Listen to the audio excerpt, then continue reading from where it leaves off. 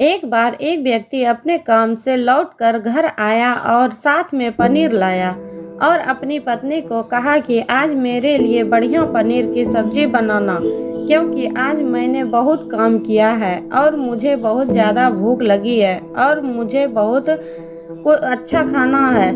उसकी पत्नी कमरे से बाहर आई और पनीर लिया और कहा कि बिल्कुल आप हाथ पैर धोकर तैयार हो जाइए, मैं आपके लिए बहुत ही स्वादिष्ट खाना बनाती हूँ।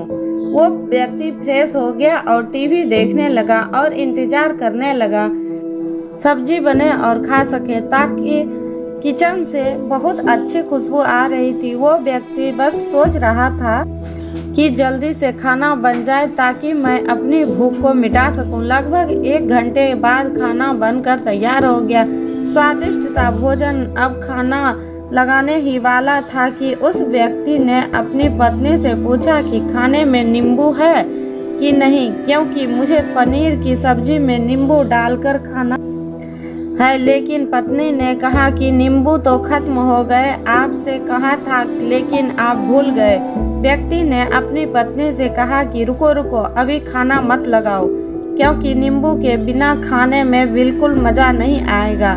तो मैं अभी गया और अभी नींबू लेकर आया। वो व्यक्ति वापस से कपड़े पहन कर तैयार हुआ और नींबू के पास वाली दुकान पर गया। जब वहां पर देखा तो नींबू नहीं थे। उसका दिमाग क्रोध से भर गया। उसने सोचा कि यार, उसके पास नींबू नहीं है, चलो थोड़ी आगे वाली दुकान पर जाता हूँ, शायद वहाँ नींबू मिल जाए। वो थोड़ा और आगे गया, लेकिन वहाँ पर भी नींबू नहीं मिले। अब उसने सोचा दूर की सब्जी मंडी चला जाता हूँ, वहाँ से नींबू लेकर आऊँगा, क्योंकि नींबू के बिना सब्जी में मज़ा नहीं आएगा।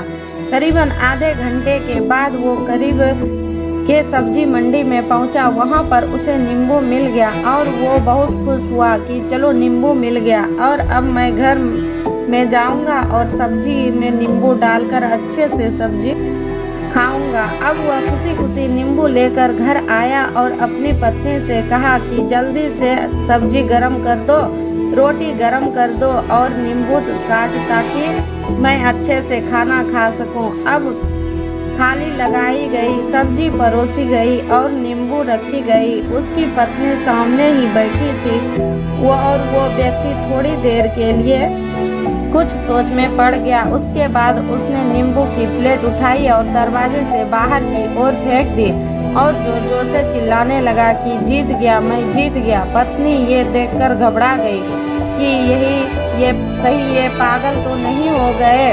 उन्होंने सारे के सारे नींबू दरवाजे से बाहर की ओर फेंक दिया। उस पत्नी ने उस व्यक्ति पर चिल्लाया और कहा कि आप पागल हो गए, अभी तो इतनी देर तक नींबू के बारे में पूछ रहे थे और अभी जब नींबू घर पर ले आए और खाने बैठ गए तो आपने इस नींबू को दरवाजे से बाहर फेंक दिया और अब चिल्ला रहे हो कि मैं जीत गया, मैं जीत गया।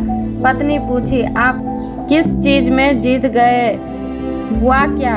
अब व्यक्ति खुशी खुशी बैठ गया और अपनी पत्नी से कहा, आप भी बैठो, इत्मीनान रखो, बताता हूँ कि क्या हुआ। आज सुबह से ही मेरी जीत मुझे अपने बस में करने की कोशिश कर रही थी। जब मैंने बहुत काम कर लिया तब मुझे बहुत तेज भूख लगी। जब मैं घर पर आया तो तुमने बहुत ही स्वादिष्ट सब्जी बनाई।